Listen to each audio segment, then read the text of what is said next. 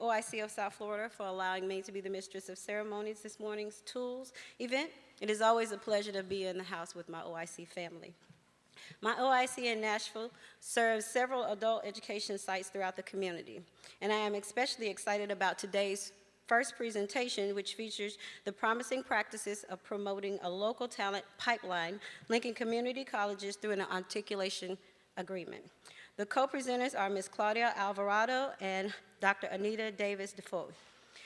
Ms. Claudia Alvarado serves as an articulation specialist at Broward College, where she leads, develops, and implements career and technical education articulation agreements, creating a smooth transition for students completing their associate's degree with Broward College.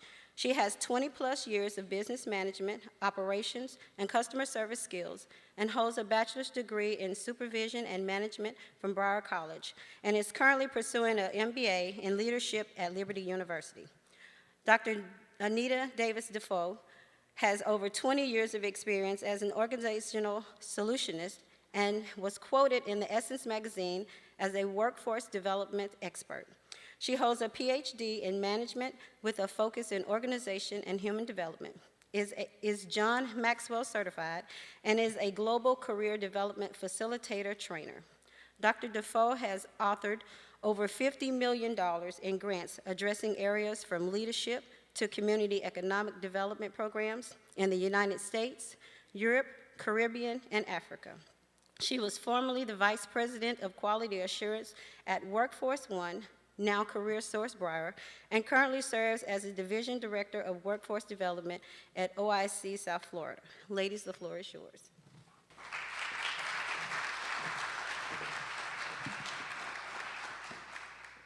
Good morning.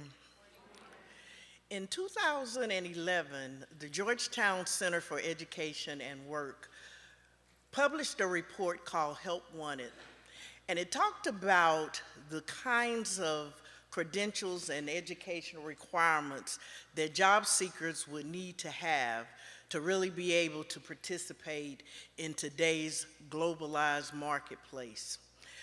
What the report stated was that on national average, about 63% of jobs across the country would require some kind of post-secondary credential. Florida will require about 59% of its job seekers to hold a credential. This is in comparison to, say, a place like Minnesota that is noted for a high educational level where over 70% of the jobs will require some kind of post-secondary credential. You take the work of the Georgetown Center for Education and Work, and you couple that with the Aspen Institute. And the Aspen Institute did a research report called Courses to Employment and Education, often referred to as C2E. And what that report did was look at projects across the country to really see what was best practices and what was innovation. And what they found was that when community-based workforce development organizations like an OIC, when they partner with post-secondary institutions, that the outcomes surpass anything that either institution, such as those two, could do solely. And so what we want to share with you briefly this morning is the innovative practice between community-based workforce development organizations partnering with post-secondary institutions. And what is really the innovation with this is typically articulation agreements are generally between 2-year post-secondary institutions and 4-year colleges. And the innovation here in Broward and between OIC and Broward College is this articulation agreement between a community-based workforce development agency and a local community college. If you see on the screen, some of the key things that the C2E report really found was that when these two kinds of organizations partner, when they focus on an industry sector, when they find a way to help those folks who need upskilling really acquire the kinds of skills so that they can be successful in a post-secondary environment, that their chances for persistence and to earn a credential increase. Also, it is found that a lot of times the supportive services, the inspirational and grit that often low skilled or those that have not had experience in a post-secondary environment need, that community workforce development organizations are poised to really make that happen. And so in the innovation, the president of Broward College and the president and CEO of OIC came together, and looking at the skill gaps here in Broward, came up with this idea for the articulation agreement. And what it enables job seekers to do, those who come through OIC's employability and their Microsoft Office Systems program, they're able to earn up to 11 credits that are transferable. So that really gets them started, it gets them acclimated to doing that kind of work, and then it really helps to make their transition to a post-secondary environment much smoother. When we look at courses to employment, it really is helping students, the job seeker, to really come up with a career pathway that enables them to really think about their vocational concept in a different way and be able to really get an industry recognized credential, much in response to what Help Wanted is saying. Because across the country, it is going to be critical when we're looking at workforce development, when we're looking at building and sustaining the middle class. It's really a matter of helping people become lifelong learners and continuously upskill.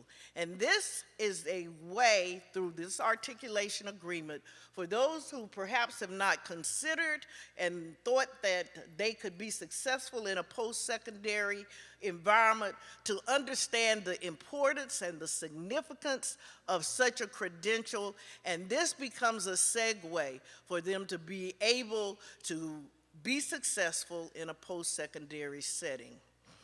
One last thing that makes this even more innovative, there are some state-mandated certifications here in Florida that if a job seeker attains those, that they can also get college credits for that as well.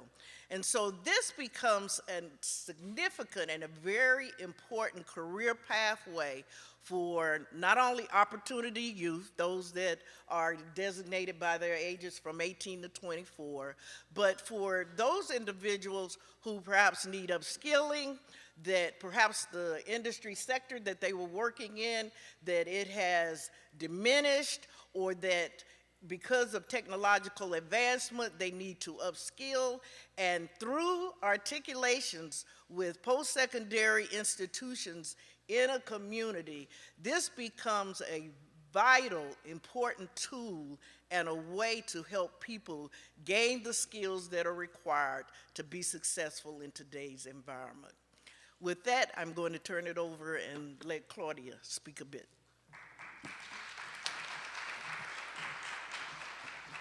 Good morning. I'm humbled to be here and be able to present to you on articulations. Now, I do want to show that little picture right there. Broward College was nominated top 10 in the Aspen. So that is a really great achievement for Broward College. I want to start off my presentation with the video, and this video will give you a synopsis basically of what Broward College encompasses. I will then go ahead. It is a key part of the promise of the Go ahead. It's fine, go ahead. American dream. It is the foundation of our economy and the future prosperity of our community and our country. Over the years, our education system and career landscape have shifted so much that there is now an imbalance toward the idea that everyone should pursue higher education at any cost. In 1950, 65% of the labor force was made up of unskilled labor compared to today's workforce, which consists of 65% of jobs for those with technical, marketable skills. While a university degree offers many benefits, it is not a one-size-fits-all solution. The connection between education and prosperity is direct and powerful. An educated person is more likely to be employed, earn a family-supporting wage, pay taxes, and contribute to the community. To maintain a middle-class lifestyle, education beyond high school is an absolute necessity. But what you major in matters too. In today's economy, both education and technical skills are the new currency. According to a study by Harvard University, by 2018, the majority of jobs will require some level of technical skills, as well as credentials and/or associate's degree level training. There is a skills gap, a mismatch between the skills demanded by employers and the skills possessed by the workforce. We need to enhance the alignment between academic programs and workplace needs and opportunities. Essentially, for every occupation that requires a master's degree or more, there are 2 jobs that require a bachelor's degree, and 7 highly skilled jobs that require certification or an associate's degree. This true job ratio of 1 to 2 to 7 has held steady over time. While the entire labor force and economy grows, this ratio will not change. So how do we change the conversation? How do we start talking about what really matters? Education and technical skills.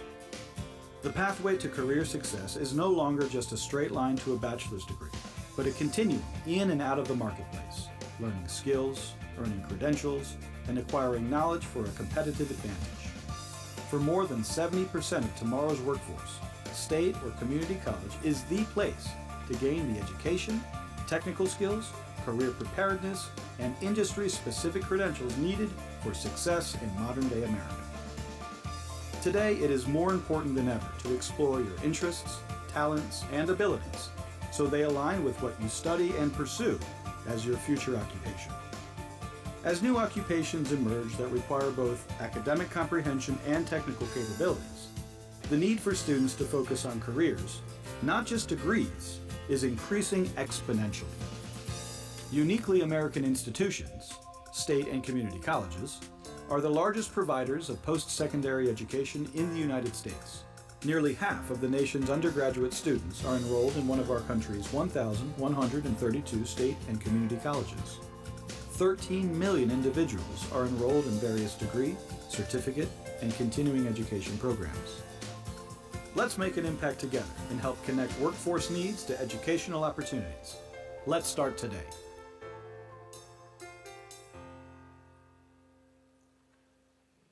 So I want to stay on the slide where the picture was at from the video. If we can go back to it, please.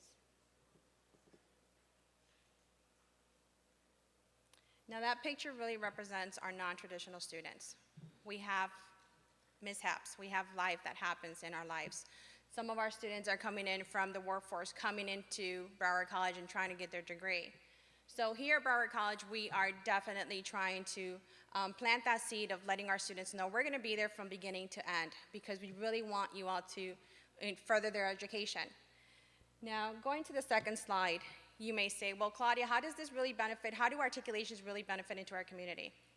Well, first of all, our articulation agreement is an agreement, a formal agreement from 1 or 2 organizations that really document transfer. Big example, OIC. We have OIC students that are completing their MOS bundle and being awarded 9 credits towards their office administrative assistant. Now, one of the things I was mentioning this morning, it does also fit into our computer and information technology. So that is a great opportunity for OIC students to really have that option as well.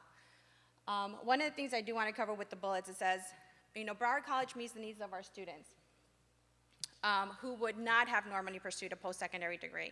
And it's so true. That is the whole purpose of our articulation agreements, is really, it gives our students the impetus to be able to further their education. Second point, Broward College meets the needs for students through acceleration, saving time and money. What do I mean by acceleration? Well, when a student comes in for the first time ever, enrolled at Broward College, they're gonna have to start from scratch, right? Well, not with the articulation agreement. We are automatically awarding them 9 to 11 credits. What does that mean? As a part-time student, first semester, is done. You're going to be focused on going into the second semester. What better motivation of having our students come in and not saying, hey, I already missed the first, I don't have to do the first semester, I'm already going into the second one. We're saving them time of the fact that you don't have to repeat these courses because you come in with this prior learning. Money, 9 credits is over $1,000. So it's a lot of savings. Enhancing agreements, the alignment between workplace needs and academic programs. How do we align our programs to fit our workplace, our partners? We definitely at Broward College are always looking. It's like a phone. We always get our updates, right? Well, that's how our programs are. Our programs are constantly being updated because we have to fulfill the needs of our community. We have to make sure that our students are being equipped with the right academic skills to be able to go ahead and start the workforce. And last but not least, students attending Broward College automatically earn a technical certificate as they continue to work towards completing their degree.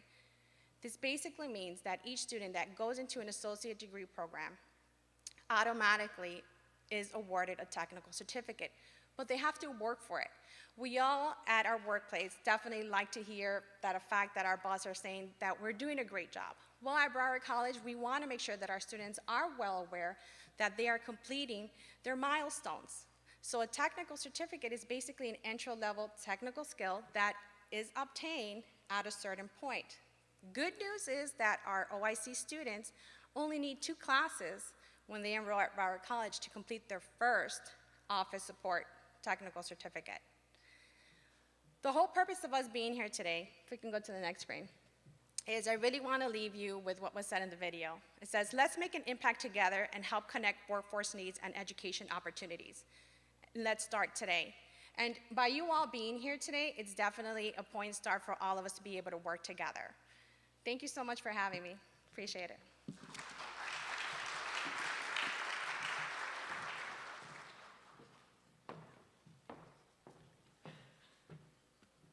Thank you, Dr. Defoe and Claudia, for that information.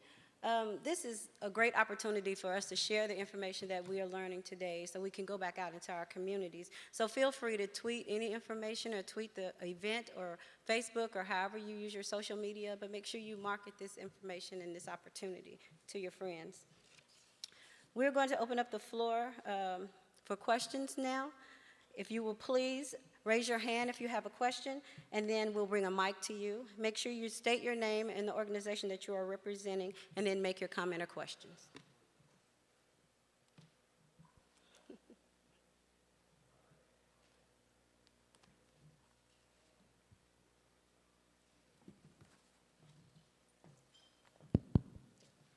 Oh, hello. How are you doing? My name is Jacob Pablo. I'm from the OIC Youth Field. And I kind of came in late, so I just wanted like a couple questions from you real quick. Is that okay? Yes. Okay. You were talking about the program that you're able to enroll in to get your technical. What is that? Yeah, what is that?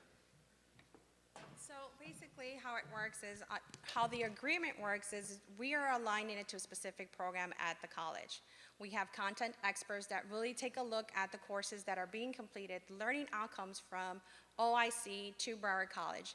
And these professors are really trying to align course by course. So the program that we have currently right now is office administration. That's the program that you would be enrolled in and towards your associate degree. Did I answer your question? Yes, very nice. Thanks. Oh yeah, next one. Okay. How do you feel? Explain to me the connection between like workforce and College, how workforce and no, it's not college. It's basically technical skills. You're intertwining them. Like I want to understand like the connection of like having like the hands-on skills and extra credentials and how you're connecting it to like certain careers. so Broward College offers the academic part of it. Some of our students are walking in with the technical skills already. For example, we have a technical agreement with our technical colleges, and they're getting the hands-on experience. We provide the academic part of it. So both organizations are providing that one skill gap to be able to have our students be workforce ready, going into the community with all those tools in their pocket. Sweet, that's nice. I would just interject, as an OIC, as a workforce development organization, for if you're running training programs, job seekers are coming to you, for them to really be able to qualify for today's jobs, they need an industry recognized credential, they need technical skills, because there have been tremendous shifts in the marketplace. And what makes this agreement, or getting a similar agreement in your community, is it becomes a segue for the job seeker to be able to earn either not only the first level credential if you're not offering them in-house, but a second level credential that really better qualifies them for a job that pays a livable wage. As I said, and perhaps you missed this part, across the U.S. there is this growing requirement that job seekers have some kind of post-secondary credential, not necessarily a bachelor's degree, but an industry-recognized certification or credential. And what is key to help them get the technical skills that you mentioned in your question was for the OICs or any workforce development community-based organization is equip the job seekers so that they can attain that. And that requires also being able to help them to make a smooth transition into a post-secondary institution. And that's where the beauty of the articulation agreement, because you are enabling them to earn some college credits prior to actually officially enrolling. And so they go into the college earning already some college credits.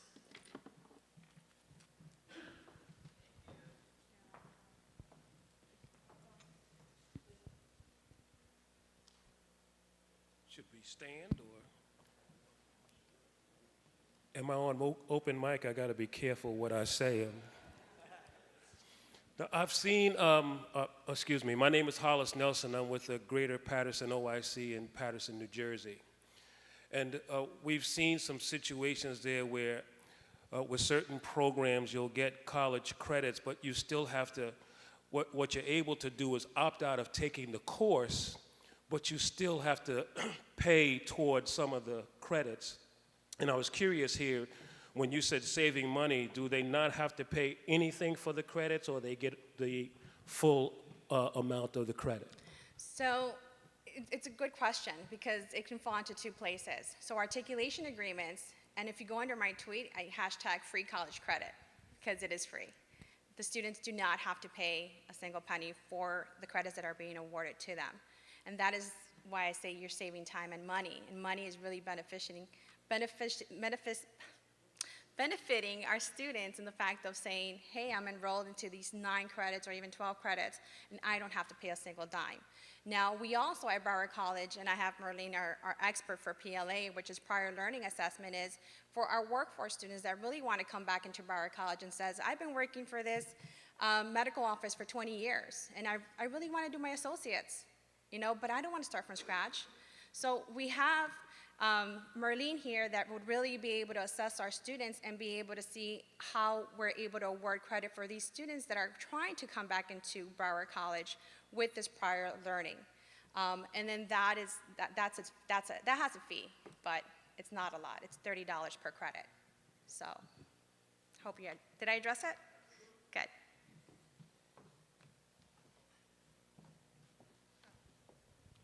Good morning, everybody.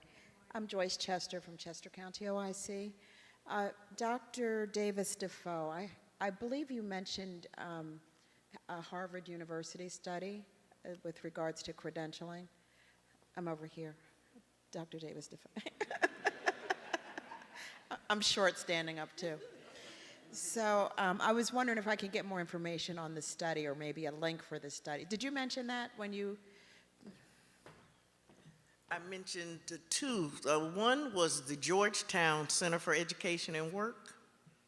I think the Harvard study was mentioned in the Broward College video.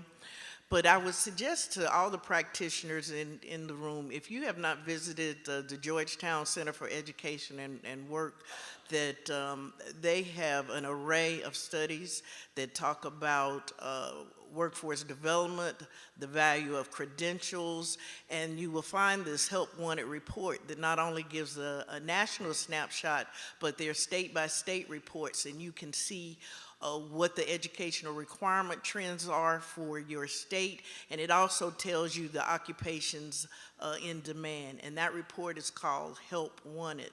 And the other report that I mentioned was the Aspen Institute, and it's the Courses to Employment. And it talks about best practices, and it talks about the benefits of community-based workforce development organizations like OIC linking with post-secondary organizations, because the outcomes when these two collaborate far exceed anything that either organization can do solo.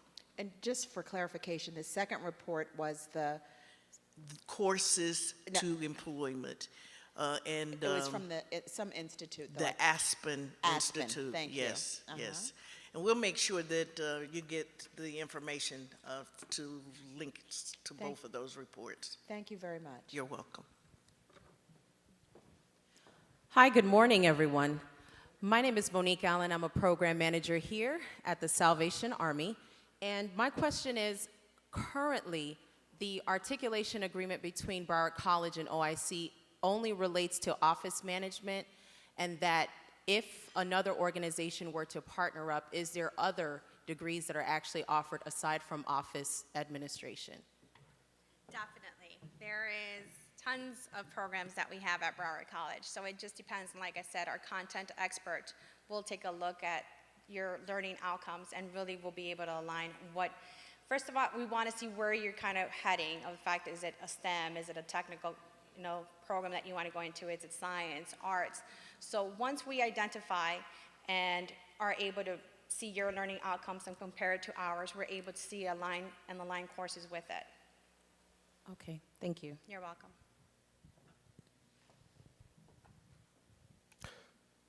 I'm Reverend Gregory Holston. I'm the National President of OIC of America. And again, I want to thank you and Newton and everyone here in South Florida for putting this great event on. More of a comment more than a question. The Obama administration really has put, over the years, an emphasis on community colleges. And for years, it seems like it almost been competitors with community-based workforce development, faith-based workforce development. This articulation agreement surely allows for a more partnership relationship than to be adversaries. So I'm very thankful for this kind of model. It really needs to be articulated more in Washington about the need for this model, because basically the students we're dealing with, and again, I've been a pastor for 20 years, so I know the various people that we're dealing with here, as well as a teacher for 8 years in Philadelphia, that they're not ready for community college. They're not ready for any college, and there has to be a bridge between where they're at and a pathway to a real career. And so we provide that opportunity. And so this articulation agreements, these kinds of agreements, just kind of set up the pathway that so many people know that we need to really move people out of poverty. And so I want to applaud South Florida for being this kind of model. Thank you so much. I just want to comment on that. So we at Broward College, we look for how we're able to complement each other as well as assist each other in providing services. Broward College offers a great deal of offerings, programmatic offerings.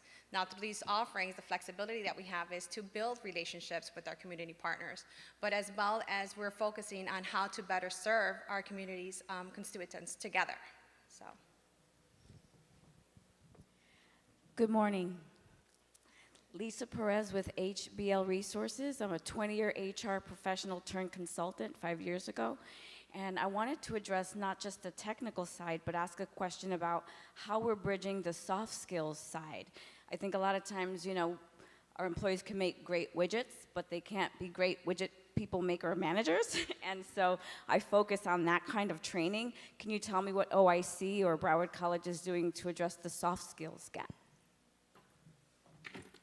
Well, OIC of South Florida, in our workforce development model, realizing that the soft skill issue has been in the conversation and a challenge to employers really for the last 10 or 15 years, What we have incorporated into our model as a part of our intake process is an evidence-based approach to soft skills.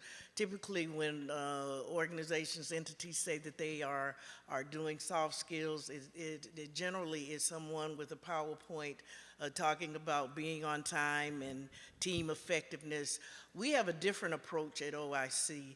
We use an evidence-based tool that assesses skill levels, and so it gives us a report on our participants, and so we are able to know what their soft skill strengths are, what their opportunities for improvement are, and our job coaches, our employment specialists are able to work with them specifically, because you think about when you have someone in a short-term program, it's very difficult to change habits and behaviors in a short period of time. So having that benchmark informs our work and helps us to be more impactful. So in our innovation, beyond looking and seeing the data and realizing that we really had to provide a segue for job seekers to go into a post-secondary institution, we also knew that we had to have a different approach to dealing with the soft skills. And so we went with, as we do in all of our workforce development programs, use evidence-based tools, and that's how we do the segue to ensure that we are addressing it, in a very meaningful way based upon a benchmark. And so we're able to assess people as a part of our intake, as they go through our classes, through our training, through our job coaching. We're able to also assess them so that we could see what gains. And that's how we ensure that we are preparing the job seeker to really have the skills, the behaviors, and the attitudes that today's employers require. I'll piggyback on that. It's at Broward College, so their students, once they're into Broward College, they're getting the double dose, because our developmental, obviously everyone has to be assessed when they come in, take a test. If they have to have a developmental ed course, we have tutors, we have an early alert, and our early alert is our professor will go ahead and send an advisor an email, an alert saying, hey, the student may be having some difficulties here on that, writing skills. Can we go ahead and get them, some assistance? So we are prepared at Broward College to make sure that we are fulfilling that gap and making sure that our students are successful in each course that they do take. Good morning, Albert Jones, Vice Mayor, City of Dania Beach. So glad to be here this morning. I want to thank OIC for putting on this summit. I want to thank those that are participating here today. I think this is something that is great, something that is needed, always has been needed, even during my time in high school and coming and going to college. And certainly something that is going to be, I think, astronomical in the future, certainly as we lessen some of the penalties for those that are in prison and so forth. But one of the things I would like to say before getting to my question is this, that in Dania Beach, we've approved the City Commission, and I think all cities need to be involved a little more. It takes a village to raise a child, and therefore, the city is a part of that village.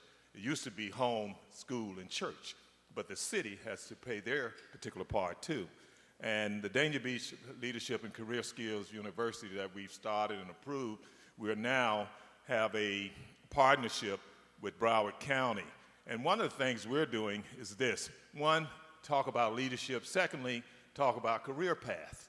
And for those marginal students as well as those students that are doing well, to have them come one day a month to our city, which we're trying to get this pilot going. It has not come into creation as of yet, but we're waiting on the Department of Juvenile Justice. Hopefully we'll get that grant. I think it's about $1 million that we would get through Broward County.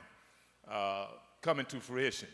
If that happens, then one day a month, students will leave particular schools in which our community feed into and come, junior, senior, come to our city and have hands-on mentorship, shadowing others within the hierarchy or within the city, as well as marine industry, and get them involved. As well as businesses within our city and throughout the county. I think we're going to have to always provide opportunities for individuals that possibly will not be college born.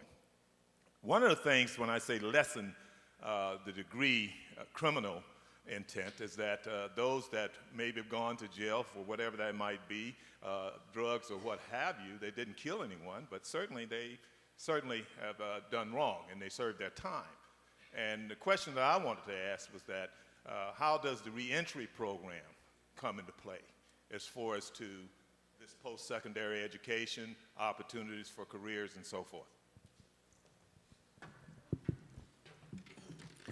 Well, OIC of South Florida has been serving returning citizens for over 12 years in partnership with funding from Department of Labor. OIC has been quite successful in serving that population. Department of Labor, and you see this even in some of the grant that they have been funding lately. Department of Labor is putting an increased focus on career pathways. In all of OIC's reentry programs, currently we are running a program in Miami, which is what we in-house call Training to Work 2. We just finished successfully Training to Work 1 that served Broward, and in July, OIC was awarded from Department of Labor Training to Work 4, which will be in Broward. And in all of these programs, you see that our model and Department of Labor's model is a very robust focus on returning citizens attaining industry-recognized credentials. So we have a team of trainers. You do some training in-house. We do some with our partners that might be like a Broward College or a Miami-Dade College, some of the technical schools, that we work with the participants in our program to attain an industry-recognized credential.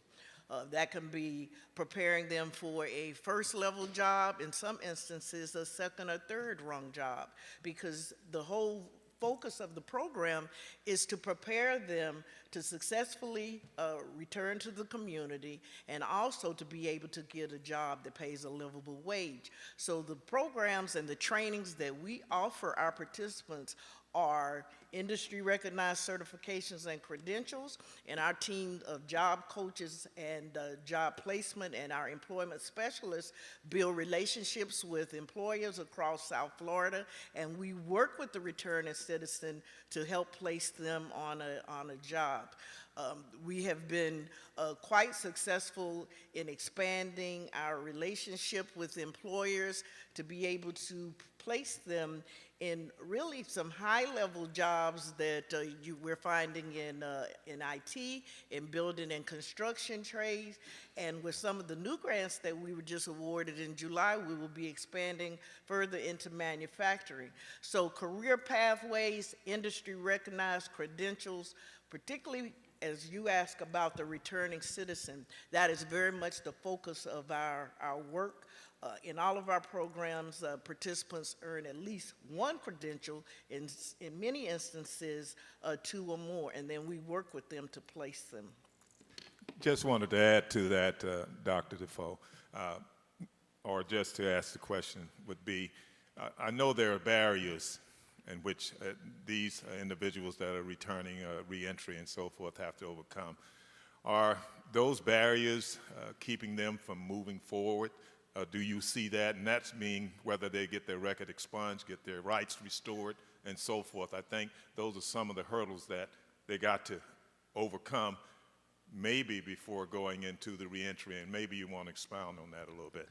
Well, what we find and what we do in our work, based on our relationship with employers, we really talk with employers about the skill sets that an individual needs to be successful in their work environment. And so we sell skills. I always tell the staff we're not selling a sad story. We have skills. We are equipping people with the skills that employers require. And more and more that we're able to do that helps the returning citizen overcome any hesitancy that there may be to hire them. And then there are also some federal programs that really kind of give employer motivation to try a returning citizen. But we work specifically with employers who, you know, understand, and because in many challenges, because of the skill gaps and needing skills that, depending on how the returning citizen is able to present themselves, and that's why we work with them in that regard, that they are able to successfully overcome whatever barriers that they may have, or what might have been the infraction that you know, that caused them to be in the system in the first place. We are finding more and more that employers, when they see the range of the skill sets and the attitudes that the job seeker presents, that they are able to overcome that, and we are finding that we're being able to successfully place people in jobs with or without a record.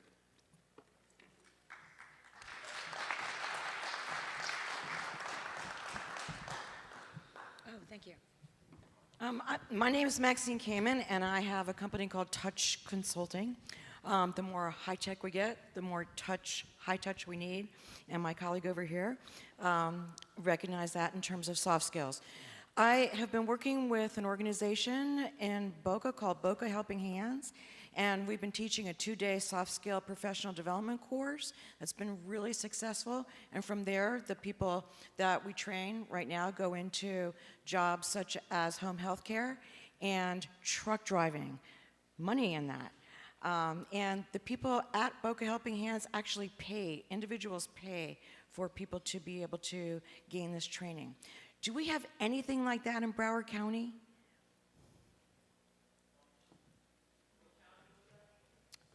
Oh, that was Palm Beach County, Boca Helping Hands.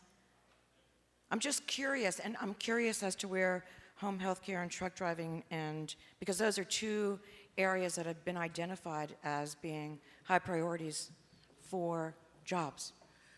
Just curious. OIC in its reentry services, we do train for CDL. That is one of the trainings that we do provide, and do placement. I neglected to say that part of our services is a very robust intake and assessment practice, where we help the job seeker to really define a career pathway that they're interested in. And based upon what the data says, our informal assessment and our informal assessment, we help them to come up with a career pathway and create a career ladder. And based on that, then we're able to, you know, to find what certifications and credentials they require and work with them for placement. But CDL is one of the things that we do train, and we've provided training and support participants in that. We haven't had, and it depends in some instances upon the infraction, if they're able to go into certain health occupations, and so that is assessed on a case by case. But that's available? Is that available, maybe? We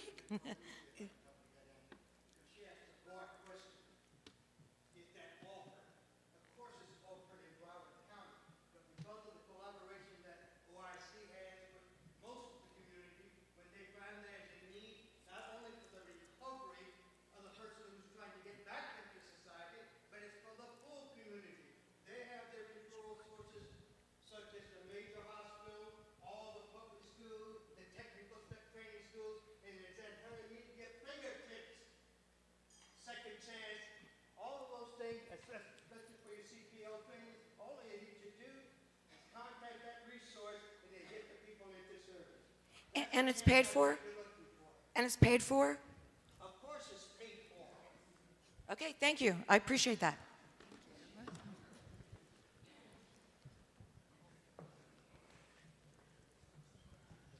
We have time for one more question. I've been waiting till we're there. Good morning. My name is Alyssa Harvey. I represent Atlantic Technical College here in Broward County, also McFadder and Sheridan. We are part of the Broward County Public Schools, and I would be remiss in my job if I did not get up here and make a plug for our institutions as well. We are very happy that we have a wonderful relationship with Broward College. Our students feed into the college system. We have a wonderful relationship with OIC as well. We provide training at the entry level, CDL among them, and home health aid and a variety of other many health care programs. We also have articulation or transfer arrangements with our high schools. So those students who are in our high school programs, who are studying and have career technical education intent can transfer to us.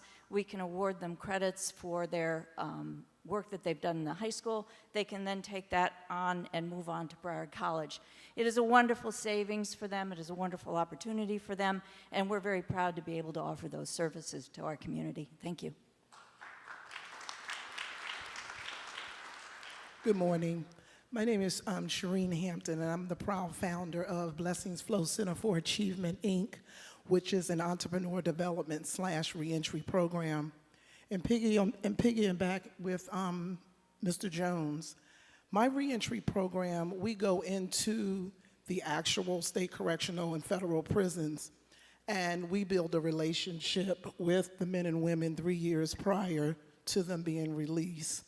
And I actually go in also to train them 3 years prior to release, to do assessments and to do the different things that they need as it relates to their skills, because there's so many different gaps in their education. And when they come out of prison, most of those individuals that have received the GED, we have them take the GED over again. So in our assessment, we look at what they have done under pressure to what they can do on the outside, not under pressure. So we do list a variety of different services, and we have that hands-on relationship here in South Florida, and I'm actually in the reentry at Everglades Correctional Facility, which is our flagship organization. Thank you.